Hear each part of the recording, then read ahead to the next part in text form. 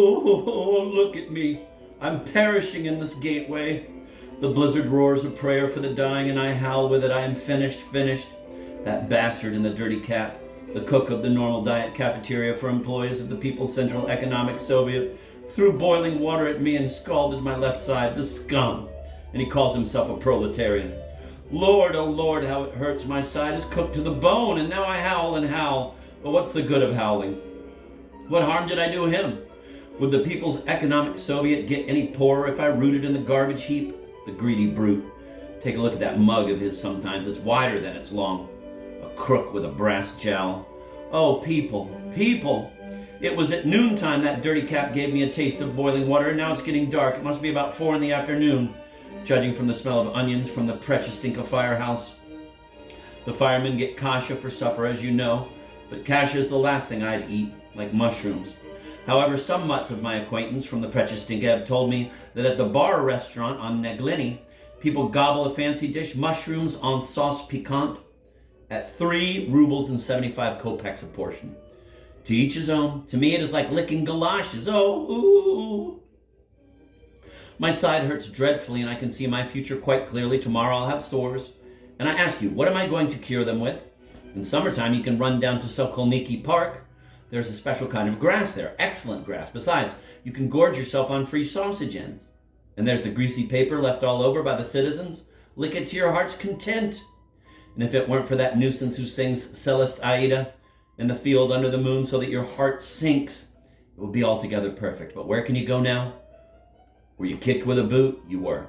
Were you hit with a brick in the ribs? Time and again.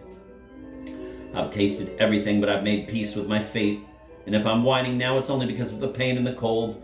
Because my spirit hasn't yet gone out of my body. A dog is hard to kill. His spirit clings to life. But my body is broken and battered. It's taken its share of punishment from people. And the worst of it is that the boiling water he slopped over me ate right through the fur. And now my left side is without protection of any kind. I can very easily contract pneumonia. And once I do, my dear citizens, I'll die of hunger. With pneumonia, you're supposed to lie under the stairs in a front hallway. But who will run around for me? A sick bachelor dog and look for sustenance in garbage heaps? Once my lung is affected, I'll be crawling on my belly feeble as a pup, and anyone can knock the daylight out of me with a stick. And then the janitors with their badges will grab me by the feet and throw me on the garbage collector's cart.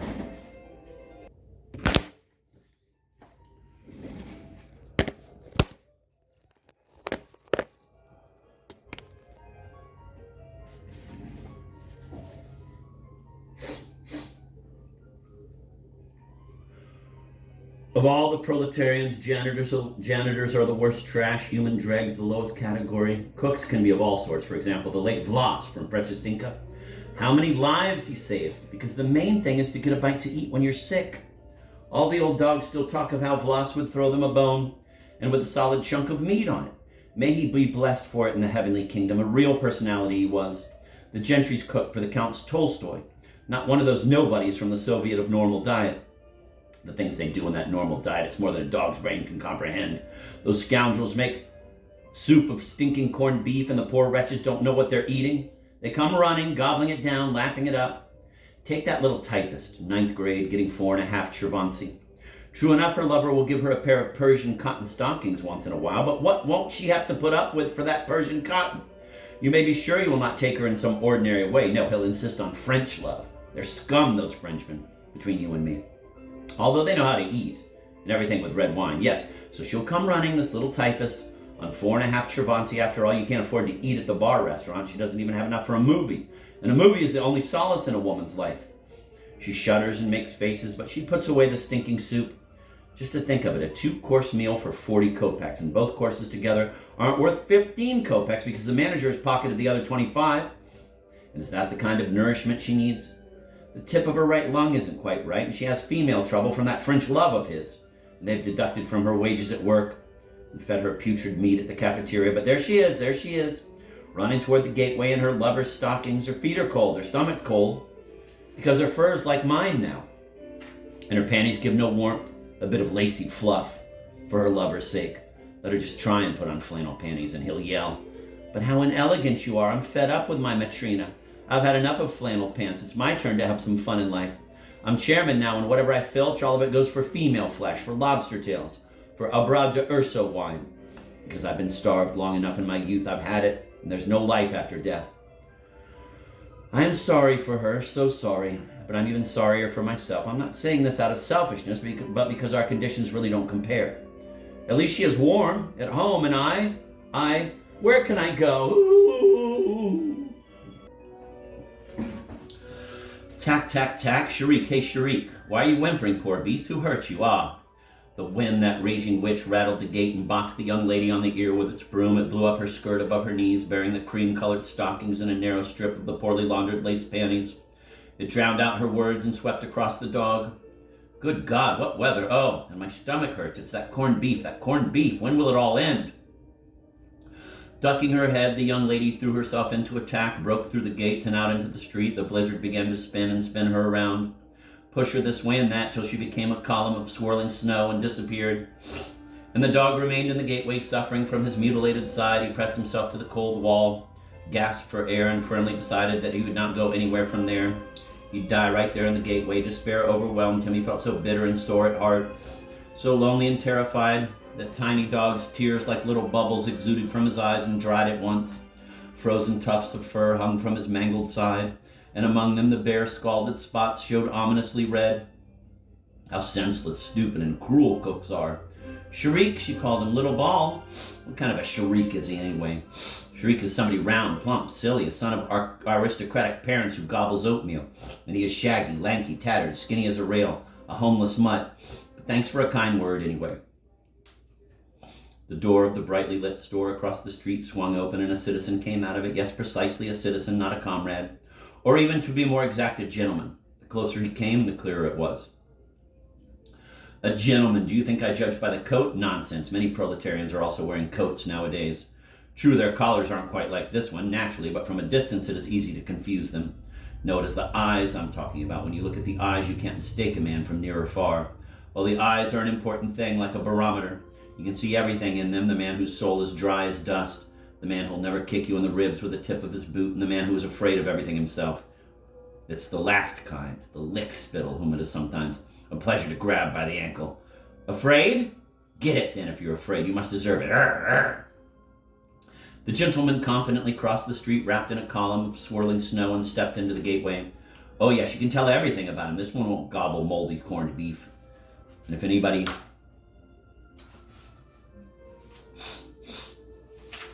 anybody serves it to him, he'll raise hell. He'll write to the newspapers, I, Philip Filipovich, was fed such and such.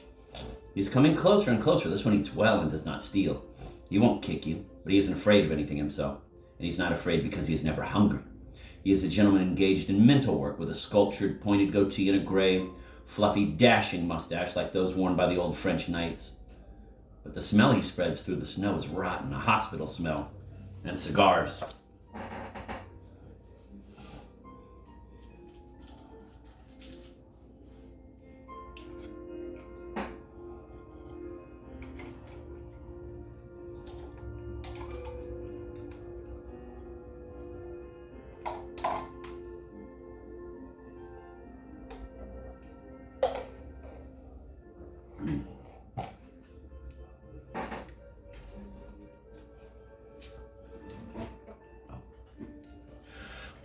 What devil do you think could have brought him to the Central Economic Administration Cooperative? There he is, right by me. What is he waiting for? Ooh, what could he have bought in that shabby little store?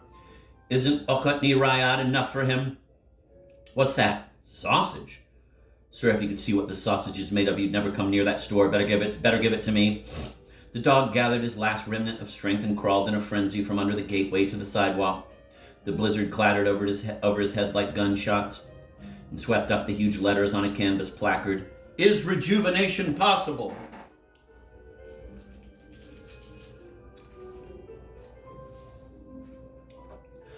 Naturally, it's possible. The smell rejuvenated me, lifted me from my belly, contracted my stomach, empty for the last 2 days with fiery spasms, the smell that conquered the hospital smells, the heavenly smell of chopped horse meat with garlic and pepper. I know the sausage is in the right-hand pocket of his overcoat. He stands over me, oh my lord and master, glance at me, I am dying, we have the souls of slaves and a wretched fate. The dog crawled on his belly like a snake, weeping bitter tears. Observe the cook's work, but you'll never give me anything. Oh, I know the rich very well, but actually, what do you need it for? What do you want with putrid horse meat? You'll never get such poison as they sell you at the Moscow Agricultural Industries stores anywhere else. And you had your own lunch today. You, a personage of world importance, thanks to male sex glands. Ooh, what's happening in this world? But it seems too early to die, and despair is truly a sin. I must lick his hands. There's nothing else left. The mysterious gentleman bent over the dog. The gold rims of his glasses flashed, and he took a long white package from his right pocket. Without removing his brown gloves, he unwrapped the paper, which was immediately snatched up by the blizzard, and broke off a piece of what is known as special Krakow sausage, and he held it out to the dog. Oh, generous soul. Ooh. The gentleman whistled and added in the sternest tone, Take it, Sharik. Sharik. Sharik again. They'd christened me, but call me what you will for such an exceptional deed. The dog instantly pulled off. The dog instantly pulled off the skin, sank his teeth with a sob into the Krakow sausage, and gobbled it up in a wink, and almost choked to tears on the sausage in the snow because in his greed he had almost swallowed the cord. I'll lick your hand now. Again, I kiss your trousers, my benefactor. Enough for now, the gentleman spoke curtly, as though issuing commands. He bent down to Sharik, peered into his eyes, and suddenly passed his gloved hand intimately and caressingly over Sharik's belly. Ah, he said significantly, no collar. That's fine, you're just what I need. Come on, follow me. He snapped his fingers. Follow you? Why, to the end of the world. You may kick me with your fine suede shoes. I wouldn't say a word. The street lights gleamed all along the Prechestinka. His side ached intolerably, but Sharik forgot the pain from time to time, possessed by a single thought. He must not lose the wonderful vision in the overcoat and the crowd. He must do something to express his love and devotion. And he expressed it 7 times along the stretch of Prechestinka up to a Bulgakov lane. At Dead Man's Alley, he kissed the man's overshoe. He cleared the way for him. Once he frightened a lady so badly with his wild howl that she plopped down on a fire pump. Twice he whimpered to keep alive the man's sympathy for him. A mangy stray tom, pretending to be Siberian, dived out from behind a drain pipe. He had caught a whiff of the sausage despite the storm. Sharik went blind with rage at the thought that the rich eccentric who picked up wounded mutts and gateways might take it into his head to bring along the thief as well. And then he'd be obliged to share the product of the Moscow Agricultural Industries with him. He snapped his teeth at the tom so furiously that the tom shut up the drain pipe to the 2nd story, hissing like a torn hose. Grr, wow! Feed every ragged tramp hanging around the Prechestinka. The gentleman appreciated his devotion. As they reached the firehouse, he stopped by the window from which the pleasant rumbling of a French horn could be heard, and rewarded him with a 2nd piece, a bit smaller, just a couple of ounces. Ah, the silly man, he's trying to tempt me on. Don't worry, I won't run off. I'll follow you anywhere you say. Here, a Bulgakov lane? Certainly, I know the lane very well. Here? Oh, no, if you don't mind. No, there's a doorman here, and there's nothing worse in the world. Much more dangerous than janitors. A thoroughly hateful breed, even viler than Toms. Murderers in gold braid. Don't be afraid, come. How do you do, Philip Filipovich? Hello, Fyodor. That's a man for you. Heavens, to whom has my dog's fate brought me? What sort of personage is this house? What sort of personage is this who can bring dogs from the street past doormen into the house? Look at that scoundrel. Not a sound, not a move. True, his eyes are chilly, but on the whole he is indifferent under that gold-braided cap. And if everything's just as it should be, he respects the gentleman and how he respects him. Well, and I'm with him and walk in after him. Didn't dare to touch me, did you? Put that in your craw. Wouldn't I love to sink my teeth into your calloused proletarian foot for all we've suffered from your kind? How many times did you bloody my nose with a broom, eh? Come on. I understand. Don't worry. Wherever you go, I'll follow. Just show the way. I won't fall back despite my miserable size. From the staircase calling down, were there no letters for me, Fyodor? From below up the stairs deferentially, no, sir, Philip Filipovich. Then confidentially, intimately, in a lowered voice, they've moved in some more tenants, settled them in number 3. The lordly benefactor of dogs turned sharply on the step, bent over the rail, and asked in a horrified voice, Really? His eyes became round and his mustache bristled. The doorman turned up his face, put his cupped hand to his lips, and confirmed it. Yes, sir, 4 of them. Good God, I can imagine what bedlam they'll have in the apartment now. And what do they say? Why, nothing. And Fyodor Pavlovitch? You went to get some screens and brick, they'll build partitions. Damned outrage. They'll be moving additional tenants into all the apartments, Philip Filipovich. Except yours. There's just been a meeting. They elected a new committee and kicked the old one out. The things that are going on, aye. I'm coming. I'm keeping up. My side is bothering me, you know. Allow me to lick your boot. The doorman's braid disappeared below. The radiators on the marble landing exuded warmth. Another turned and we're on the second floor.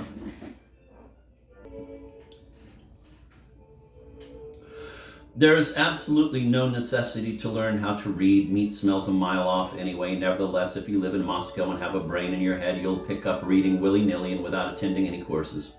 Out of the 40,000 or so Moscow dogs, only a total idiot won't know how to read the word sausage.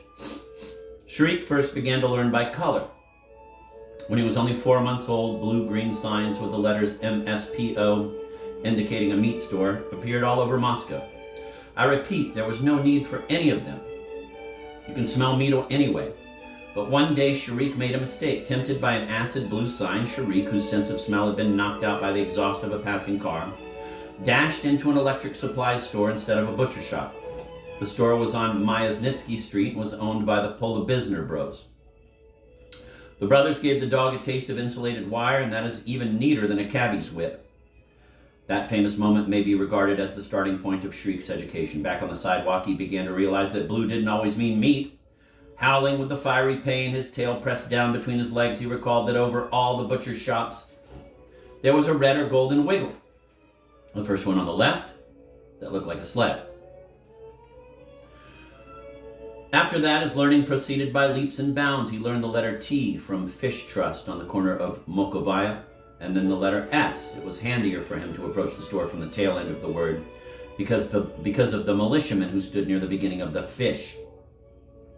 Tile squares set into corner houses in Moscow always and inevitably meant cheese. A black samovar faucet over the word indicated the former owner of Chichikin's piles. A black samovar faucet over the word indicated the former owner of Chichikin's piles of red Holland cheese, beastly salesmen who hated dogs, sawdust on the floor, and that most disgusting, evil-smelling Beckstein.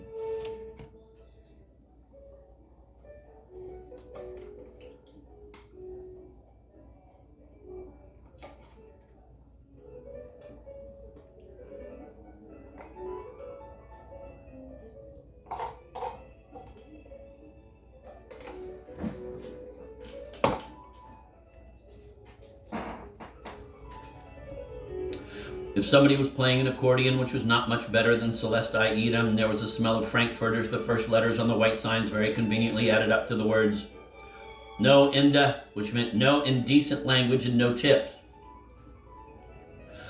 In such places, there were occasionally messy brawls and people got hit in the face with fists and sometimes with napkins or boots. If there were stale hams hanging in a window and tangerines on the sill, it meant groceries. And if there were dark bottles with a vile liquid, it meant wines. The former Yeliseyev brothers. The unknown gentleman who had brought the dog to the doors of his luxurious apartment on the second floor rang, and the dog immediately raised his eyes to the large black card with gold letters next to the wide door with panes of wavy pink glass. He put together the first three letters right away. P-R-O, pro. After that came a queer little hooked stick. Nasty looking, unfamiliar. No telling what it meant. Could it be proletarian? Sharik wondered with astonishment. No, impossible. He raised his nose, sniffed the coat again, and said to himself with certainty, oh no, there's nothing proletarian in this smell. Some fancy learned word, who knows what it means. A sudden joyous light flared up behind the pink glass, setting off the black card still more clearly. The door swung open silently, and a pretty young woman in a white apron and a lace cap appeared before the dog and his master. The former felt a gust of divine warmth, and the fragrance of lilies of the valley came at him from the woman's skirt. That's something, that's really something, thought the dog. Come in, please, Mr. Sharik, the gentleman invited him ironically, and Sharik stepped in reverently, wagging his tail. A multitude of objects crowded the rich foyer. He was most impressed with the mirror from floor to ceiling, which immediately reflected a second bedraggled, lacerated Sharik, the terrifying stag's horns up above, the numerous overcoats and boots, and the opalescent tulip with an electric light under the ceiling. Where did you dig him up, Philip Filipovich? The woman asked, smiling and helping the gentleman to remove his heavy overcoat lined with silver fox, shimmering with bluish glints. Heavens, what a mangy cur! Nonsense, where is he mangy? The gentleman rapped out sternly. Having removed the coat, he was now seen wearing a black suit of English cloth, with a gold chain gleaming discreetly and pleasantly across his stomach. Wait, stop wriggling. Stop wriggling, you silly... This isn't mange. Wait a minute. You devil. Ah, it's a burn. What scoundrel did it to you, eh? Be still a moment, will you? A cook. A bastard of a cook, the dog said with his piteous eyes and whimpered a little. Zena, commanded the gentleman. Take him to the examination room at once and get me a smock. The woman whistled, snapped her fingers, and the dog, after a moment's hesitation, followed her. They came into a narrow, dimly lit hallway, passed one lacquered door, walked to the end, turned left, and found themselves in a dark little room which the dog immediately disliked for its ominous smell. The darkness clicked and turned into blinding daylight, and he was dazzled by the glitter, shine, and whiteness all around. Oh no, the dog howled mentally. Excuse me, but I won't. I won't let you. Now I understand it. To hell with them and their sausage. They've tricked me into a dog hospital. Now they'll make me lap castor oil and cut up my whole side with knives, and I cannot bear to have it touched as it is. Hey, stop! Where are you going? Cried the woman, called Zena. The dog spun around, coiled himself like a spring, and suddenly threw himself at the door with his sound side so that the crash was heard all through the apartment. Then he sprang back and whirled on the spot like a top, turning over a white pail and sending the tufts of cotton it contained flying in all directions. As he spun, the walls lined with cases full of glittering instruments danced around him. The white apron and the screaming, distorted female face bobbed up and down. Where do you think you're going, you shaggy devil? Zena cried desperately. Damned cur! Where's their back staircase? Wondered the dog. He dashed himself at random at a glass door, hoping it was the second exit. A shower of splinters scattered, ringing and clattering. Then a pot-bellied jar flew out, and a reddish muck in it instantly spread over the floor, raising a stench. The real door flew open. Wait, you brute! Shouted the gentleman, jumping around with one arm in the sleeve of the smock, trying to catch the dog by the leg. Zena, grab him by the scruff, the bastard. My, oh my, what a dog! The door opened still wider, and another male individual in a smock burst in. Crushing the broken glass, he rushed, not to the dog, but to an instrument case, opened it, and the whole room filled with a sweetish, nauseating smell. Then the individual threw himself upon the dog, pressing him down with his belly. In the course of the struggle, the dog managed to snap enthusiastically at his leg just above the shoe. The individual gasped, but did not lose control. The nauseous liquid stopped the dog's breath, and his head began to reel. Then his legs dropped off, and he slid off somewhere sideways. Thank you. It's all over, he thought dreamily, dropping right on the sharp splinters. Goodbye, Moscow. Never again will I see Chichkins and proletarians and Krakow sausage. I'm off to paradise for my long patience in this dog's life.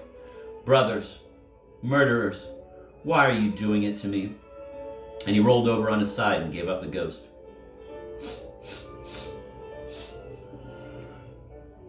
When he revived, his head was turning vaguely, and he had a queasy feeling at the pit of his stomach.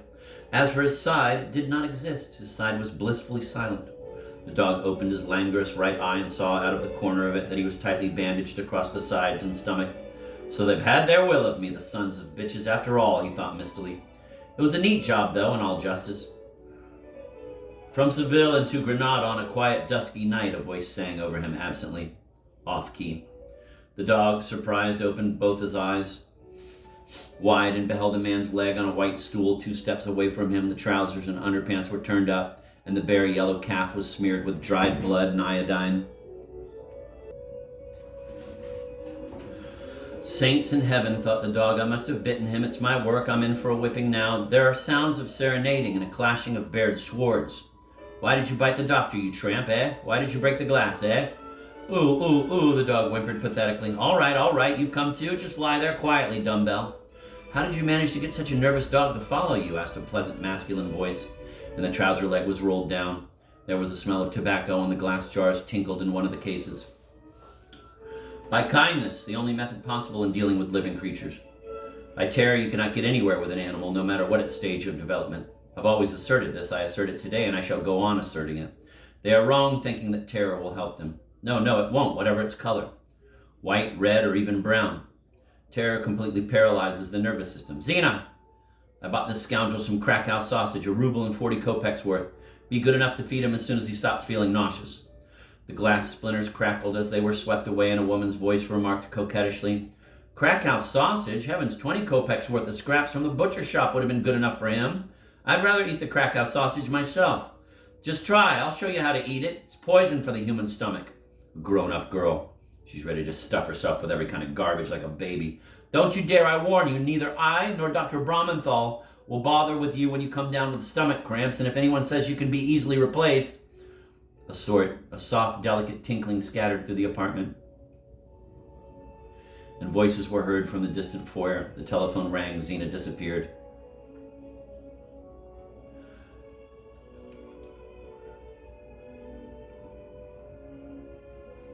Philip Filipovich threw his cigarette butt into the pail, buttoned his smock, smoothed down the fluffy mustache before the small mirror on the wall, and called the dog.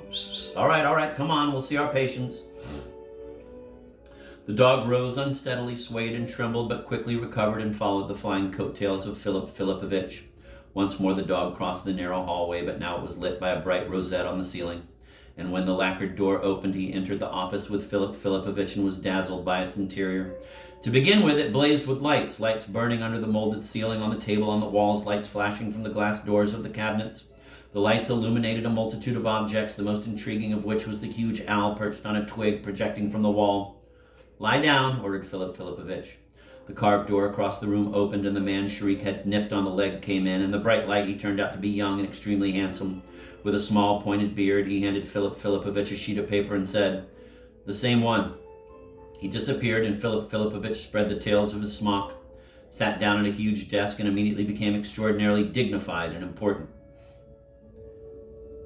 No, this is not a clinic, it's something else, the dog thought in confusion, stretching himself on the patterned rug near the heavy leather sofa. As for that owl, we'll have to find out about it. The door opened softly, and the man who entered was so disconcerting to the dog that he gave a short, timid bark. Quiet. Well, but you're unrecognizable, my friend. The visitor bowed with great respect and some embarrassment. You are a wizard, a miracle worker, Professor, he mumbled with confusion. Take off your trousers, my friend, commanded Philip Filipovich, getting up.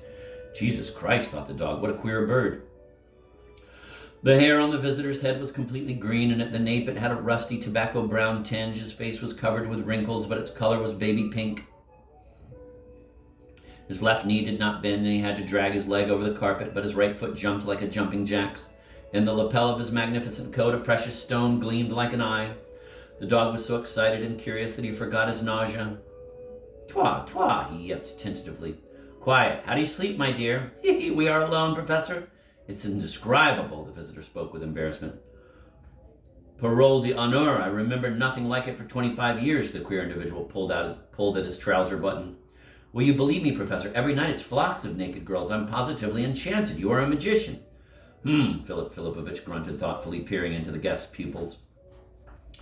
The latter had finally mastered his buttons and removed the striped trousers. Under them, the dog beheld a pair of the most unique underpants. They were cream-colored, embroidered with black cats, and they smelled of perfume.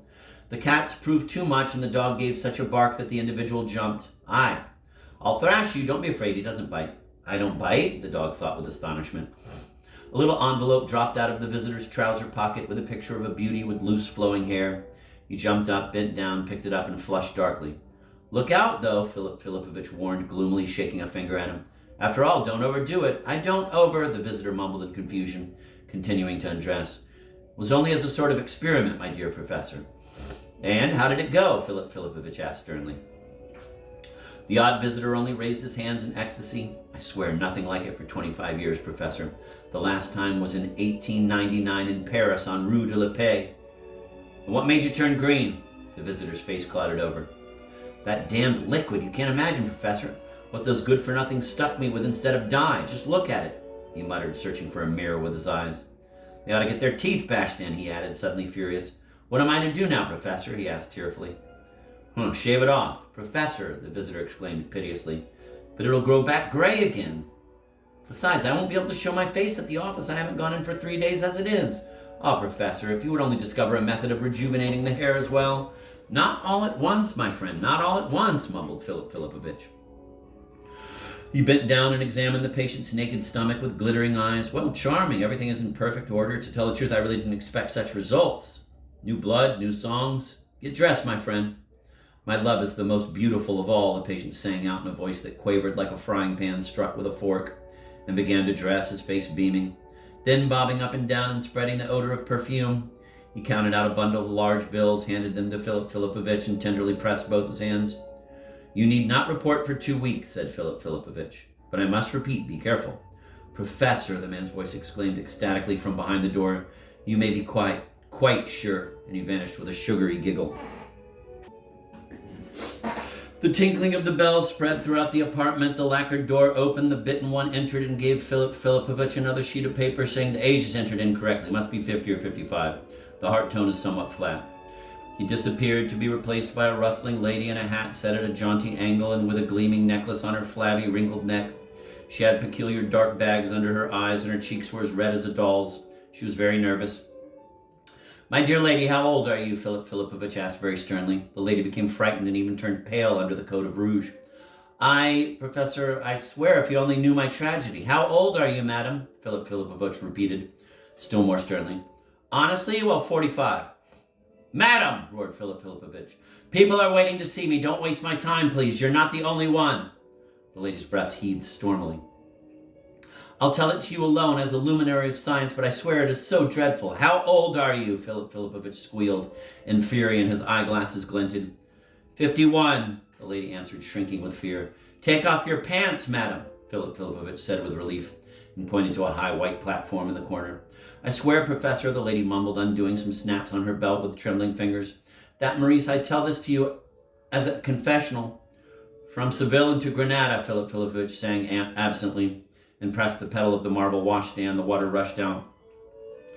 "I swear by God," the lady said, and spots of genuine red stood out under the artificial ones on her cheeks. "I know this is my last passion, but he is such a scoundrel. Oh, Professor, he is a card sharp. All of Moscow knows it. He's ready to take up with every nasty little seamstress. He is so fiendishly young," the lady muttered, kicking off a crumpled bit of lace from under her rustling skirts.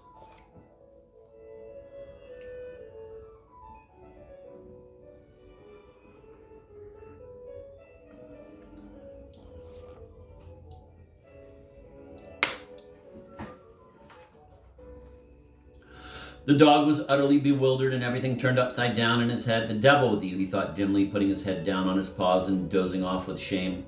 "I wouldn't even try to figure it out. I couldn't make head or tail of it anyway." He was awakened by a clinking sound and saw that Philip Filipovich had thrown some shiny tubes into a basin.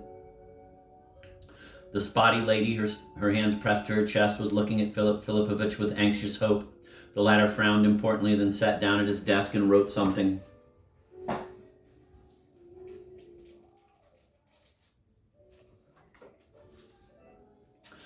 "We'll do a transplant, a monkey's ovaries," he declared, looking at her sternly. "Ah, Professor, a monkey's?" "Yes," he replied implacably. "And when is the operation?" she asked in a faint voice, turning pale. "From Seville into Granada, on Monday. You'll come to the hospital in the morning. My assistant will prepare you." "Ah, Professor, I'd rather not go to the hospital." "Can't it be done here, Professor?" "Well, you see, I operate here only in special cases, and it will be very expensive, 50 chervonsi." "I am willing, Professor." The water clattered again, the hat with the feathers swayed, a head appeared, bare as a platter, and embraced Philip Filipovich. The dog dozed, his nausea gone, his side no longer troubled him. He luxuriated in the warmth, and even caught a quick nap and saw a fragment of a pleasant dream in which he managed to pull a whole tuft of feathers out of the owl's tail. And then an agitated voice barked over his head. "I am too well known in Moscow, Professor. What am I to do?" "Gentlemen," Philip Filipovich cried indignantly. "This is impossible. A man must control himself. How old is she?" 14, Professor. You understand, the publicity will ruin me. I am slated to receive an assignment abroad in a day or two." "But I am not a lawyer, my friend." "Well, wait 2 years. Wait 2 years and marry her." "I am married, Professor." "Ah, gentlemen, gentlemen."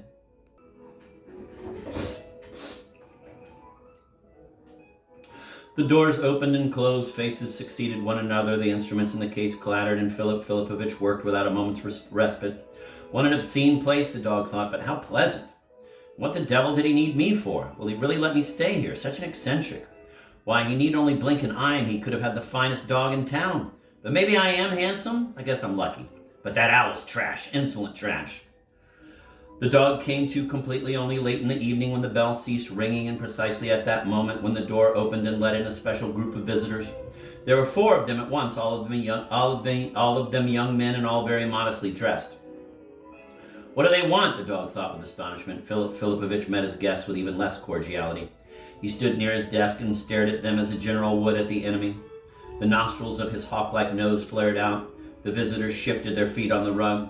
"We've come to you, Professor," began the one with a shock of thick curly hair standing up at least 6 inches above his face, "to talk about—" "You should not go about without galoshes in such weather, gentlemen." Philip Filipovich interrupted him didactically. To begin with, you will catch colds. Secondly, you've tracked up my rugs, and all my rugs are Persian.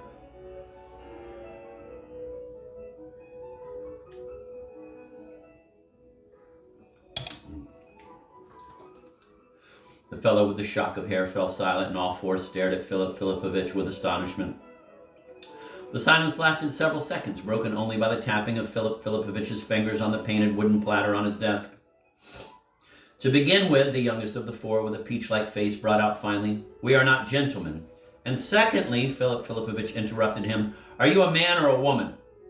The four lapsed into silence again, gaping with open mouths. This time the fellow with the hair recovered first. "What is the difference, comrade?" he asked proudly. "I am a woman," confessed the peach-faced youth in the leather jacket, blushing violently, and for some unknown reason another visitor with blonde hair and a Cossack hat also turned a vivid red. "In that case, you may keep your cap on. As for you, dear sir, I must ask you to remove your headgear," Philip Filipovich said weightily.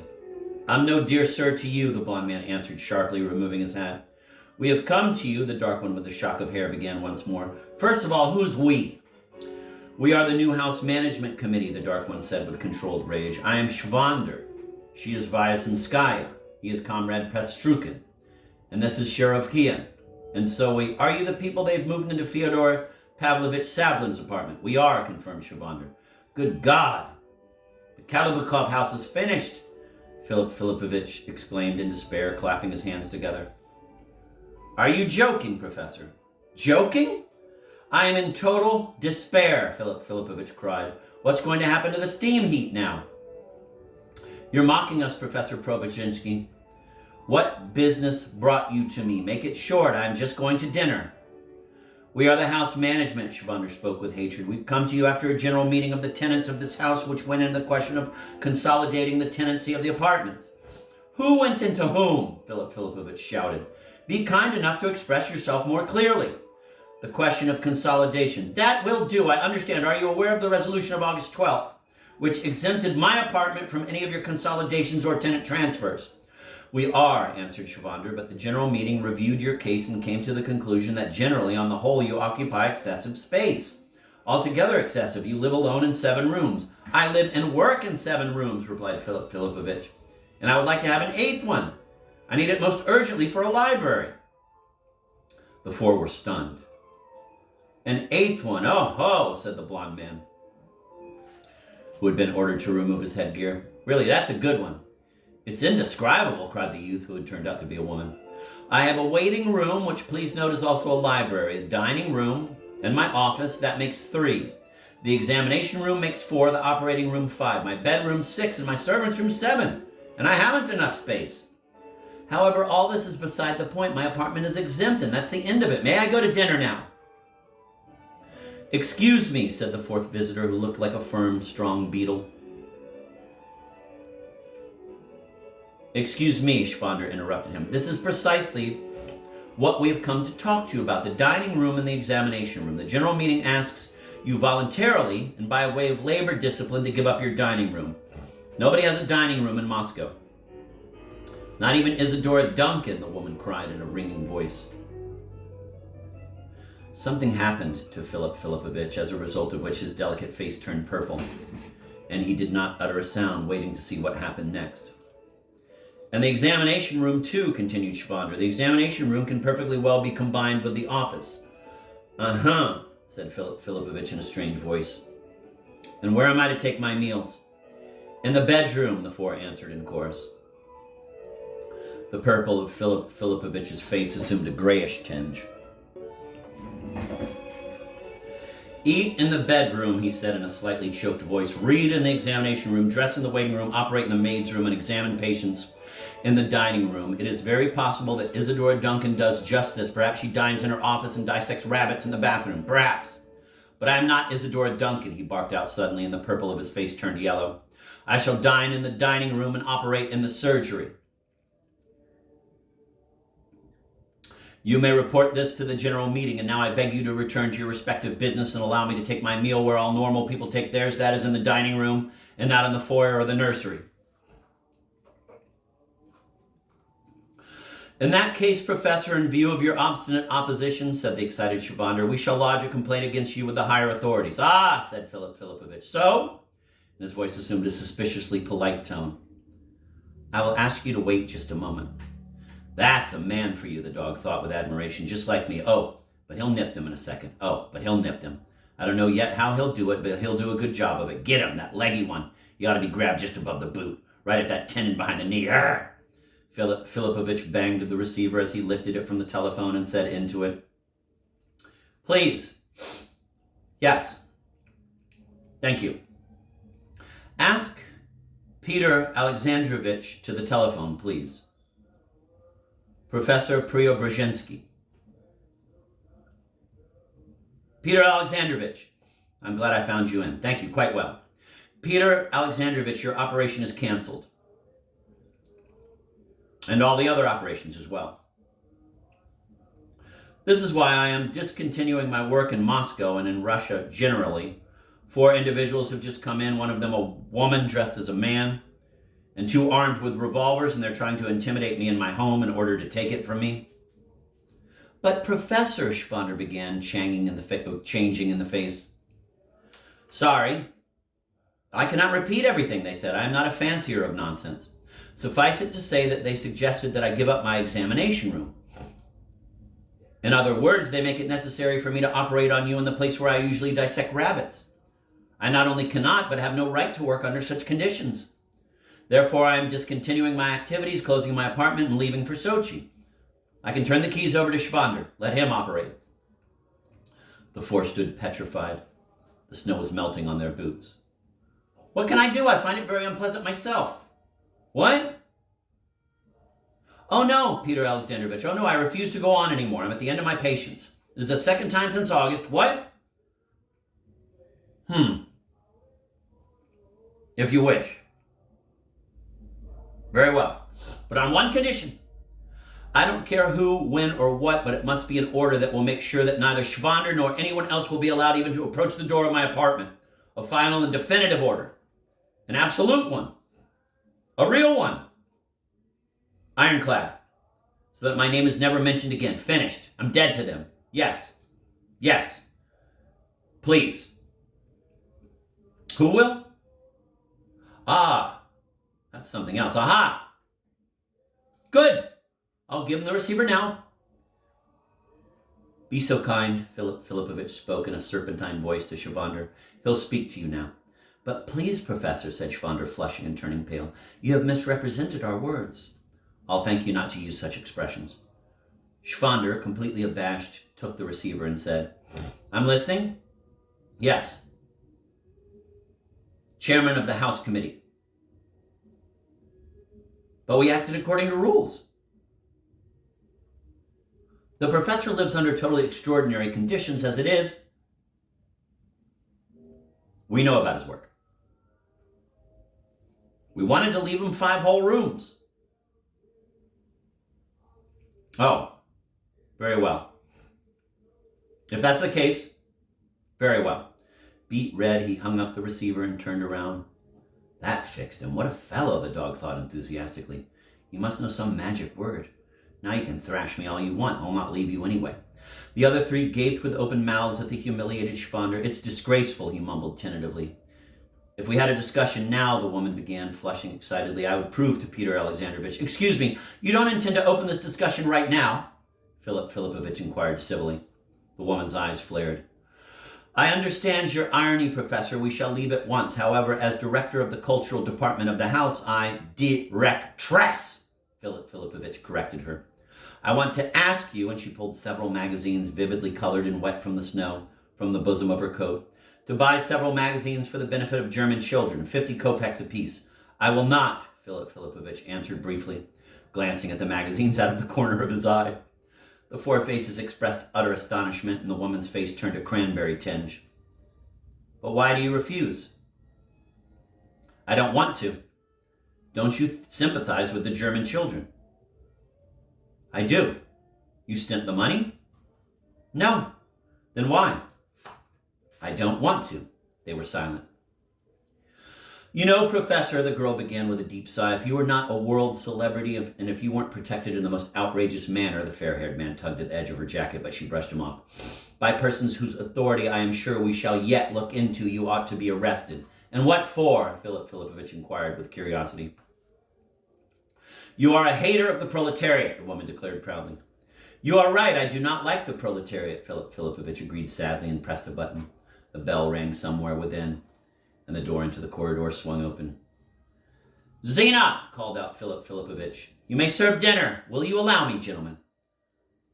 The four walked out of the study silently. Silently they crossed the office, silently walked the length of the hallway, and the door could be heard closing behind them with a heavy thud. The dog rose to his hind legs and performed a kind of salaam before Philip Filipovich.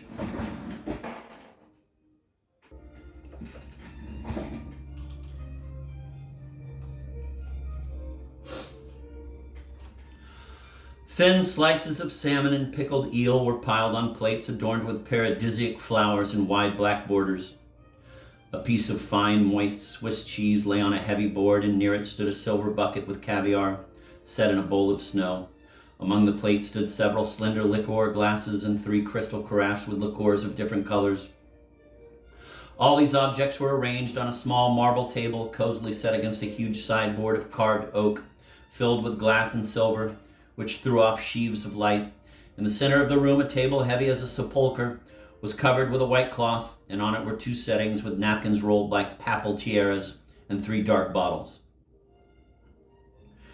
Zina brought in a covered dish with something sizzling in it.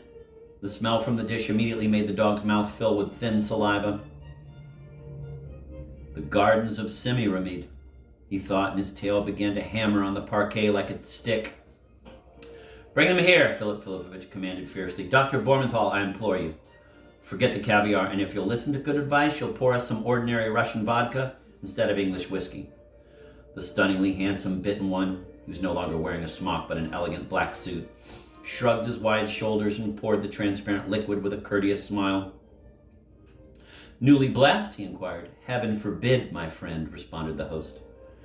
Spirits. Darya Petrovna makes an excellent vodka. But why, Philip Filipovich? Everybody says it's quite good, 80 proof. And vodka should be 90 proof, not 80. That's 1, Philip Filipovich interrupted didactically. And 2, heaven knows what they slop into it, wouldn't say. Whatever comes into their heads. Anything you can name, the bit one confirmed in a positive tone. I am of the same opinion, said Philip Filipovich, throwing the contents down his throat in a single gulp. Dr. Bormenthal, I beg you, taste this at once, and if you say, what's this? I'll be your deadly enemy for the rest of my life, from Seville into Granada. With these words, he picked up with his broad-tined silver fork something resembling a tiny dark loaf of bread.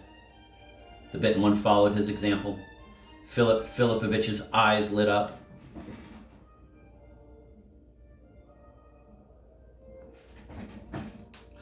Now, is that bad? He asked, chewing. Answer me, my dear doctor, is it bad? Incomparable, the nipped one responded wholeheartedly.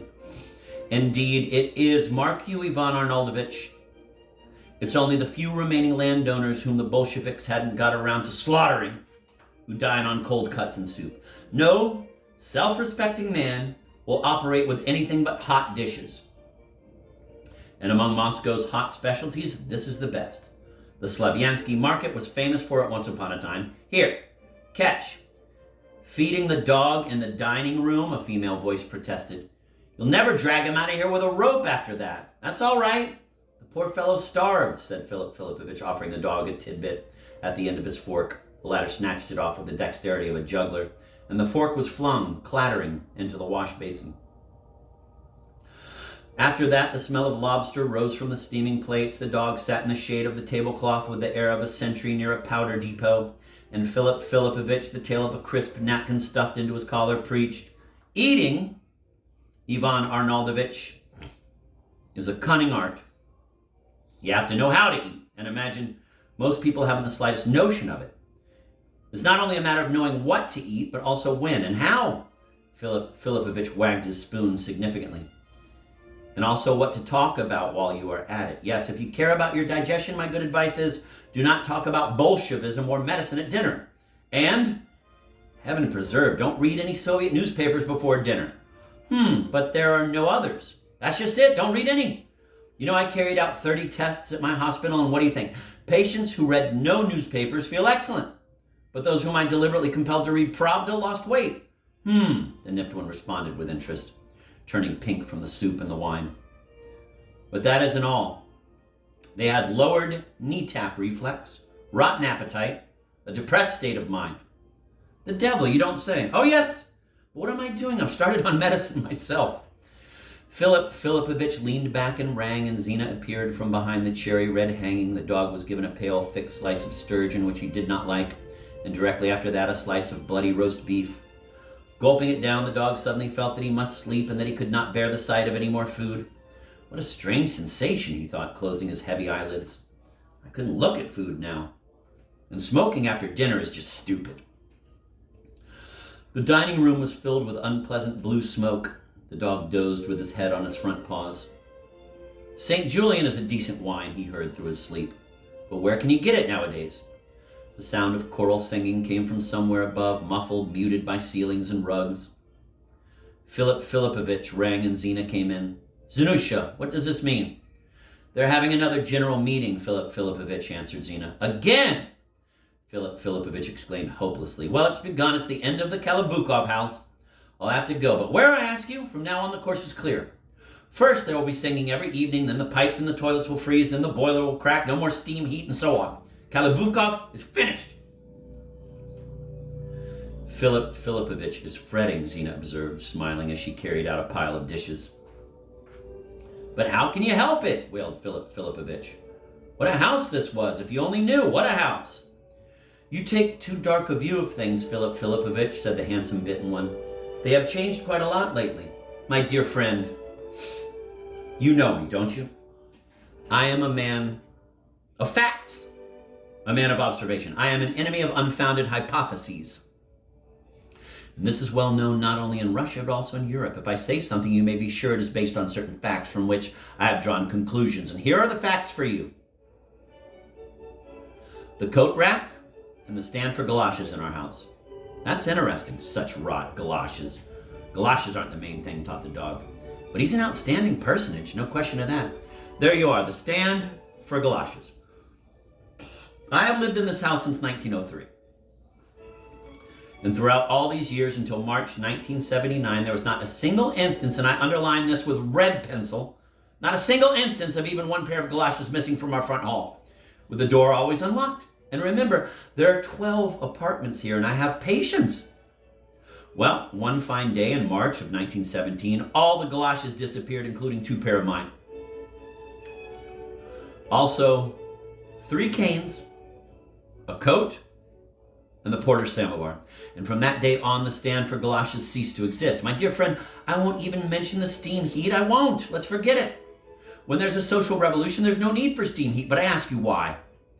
When this whole business started, did everyone begin to go up the marble staircase in muddy galoshes and felt boots? Why is it necessary to this day to lock up the galoshes? And even to post a soldier to make sure no one steals them? Why was the rug removed from the front stairway? Does Karl Marx forbid rugs on the stairs? Does he say anywhere in his writings that the second entrance of the Bulgakov house on Prechestinka must be boarded up and people must go around the house and enter through the backyard? Who needs this? Why can't the proletarian leave his galoshes downstairs instead of tracking up the marble? But Philip Filipovich, he doesn't even own any galoshes, the nip one ventured. Nothing of the kind, Philip Filipovich thundered, pouring himself a glass of wine. I'm against liqueurs after dinner. They make you feel heavy and affect your liver. No such thing. He wears galoshes now, and these galoshes are mine. They are precisely the galoshes which disappeared in the spring of 1917. And I will ask you, who filched them? I? Impossible. The bourgeois Sablin? Philip Filipovich pointed his finger at the ceiling. Ridiculous. The sugar manufacturer Polozov? Philip Filipovich pointed sideways. Never. Yes, sir. But at least if they would take them off downstairs. Philip Filipovich began to turn purple. Why the devil did they remove the plants from the landings? Why is it that the electricity, which if my memory serves me had gone out twice in 20 years, now regularly goes out once a month? Dr. Bormenthal, statistics are a dreadful thing. You who are familiar with my latest work know this better than anyone else. It's the general rack and ruin, Philip Filipovich. Economic collapse.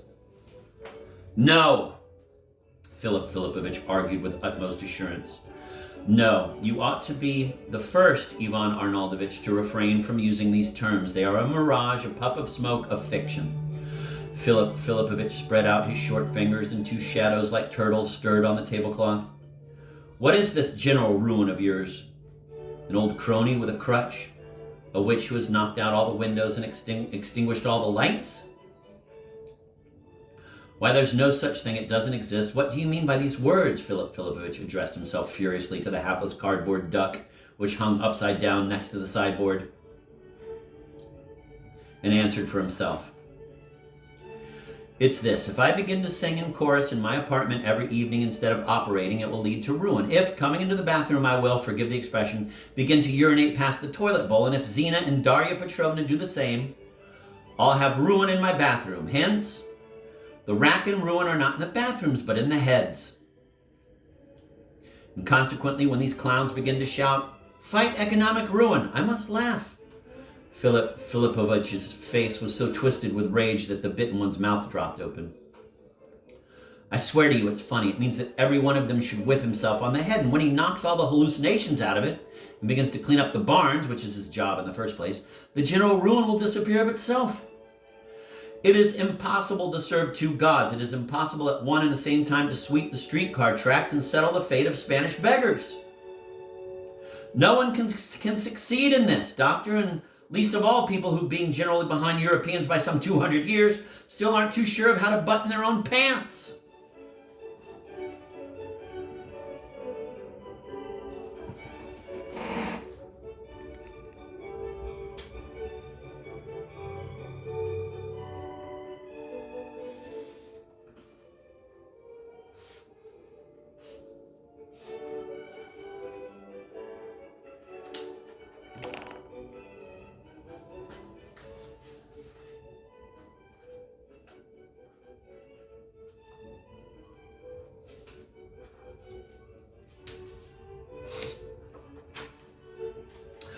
Philip Filipovich was in a frenzy of excitement. His hawk-like nostrils flared, reinforced by the hearty dinner. He thundered like an ancient prophet, and his head glittered with silver.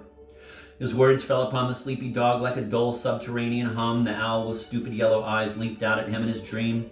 Then the vile physiognomy of the cook in the dirty white cap. Then Philip Filipovich's dashing mustache. Then a sleepy sled creaked and vanished while the ravaged piece of roast beef, swimming in juice, was being digested in the canine stomach. He could earn lots of money at meetings, the dog dreamed mistily, a first-rate business mind. But he evidently has plenty as it is. "Police!" shouted Philip Filipovich. "Police!" Ooh, bubbles seemed to burst in the dog's brain. Police, that and only that, and it is entirely immaterial whether they have badges or red caps. Post a policeman next to every man and order him to subdue the vocal impulses of our citizens. General collapse, you say? I will tell you, Doctor, that nothing will change for the better in our house, or in any other house, until these singers are quieted down. As soon as they stop their concerts, the situation will take a turn for the better by itself. You're saying counter-revolutionary things, Philip Filipovich, the nipped one remarked jocularly. Heaven forbid if anyone should hear you. Nothing dangerous at all, Philip Filipovich countered heatedly. Nothing counter-revolutionary, and incidentally, that's another word I can't endure. It's absolutely impossible to tell what it covers. The devil take it, and so I say, there isn't any of this counter-revolution in my words. There's only common sense and good advice based on practical experience. Philip Filipovich removed the tail of the shiny crumpled napkin from behind his collar and, crushing it, put it down next to his unfinished glass of wine. The bitten one immediately rose and thanked him. Merci. One moment, Doctor. Philip Filipovich stopped him, taking a wallet from his trouser pocket.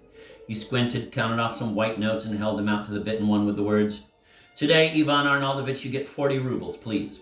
The dog's victim thanked him civilly and, blushing, stuffed the money into the pocket of his jacket. Will you need me this evening, Philip Filipovich, he asked. No, thank you, my dear. We shall not do anything today. In the first place, the rabbit died, and in the second, there's Aida at the Bolshoi tonight, and I haven't heard it for a long time. I love it. Remember the duet? Tarirarum? How do you manage it all, Philip Filipovich? The doctor asked with respect. He who does not hurry manages to get everywhere, the host explained sententiously. Of course, if I began to skip around from meeting to meeting and sing all day like a nightingale instead of doing my own work, I would never manage to get anywhere. The repeater watch sang out in heavenly tones under Philip Filipovich's fingers in his pocket. It's just past 8. I'll get there for the second act. I am an advocate of the division of labor. Let them sing at the Bolshoi and I will operate. Then everything will be fine and there will be no ruin. And also, Ivan Arnoldovich, do keep your eyes open as soon as there is a suitable death. Straight from the table into a nutrient medium and rush it here. Don't worry, Philip Filipovich, the pathologist promised me. Excellent. And in the meantime, we shall observe this stray neurotic and get him into shape. Let his side heal. He's concerned about me, thought the dog. A very good man. I know who he is. He is a wizard, a magician, and sorcerer out of a dog's fairy tale. I couldn't be dreaming all of this. But what if it is a dream? The dog started in his sleep. What if I wake up and there's nothing? No lamp with a silk shade, no warmth, no full stomach. Again, the gateway, the fierce cold, the icy pavement, hunger, vicious people, the cafeteria, snow. God, how bitter it will be. But nothing of the kind happened. It was the gateway that melted away like an evil dream, never to return.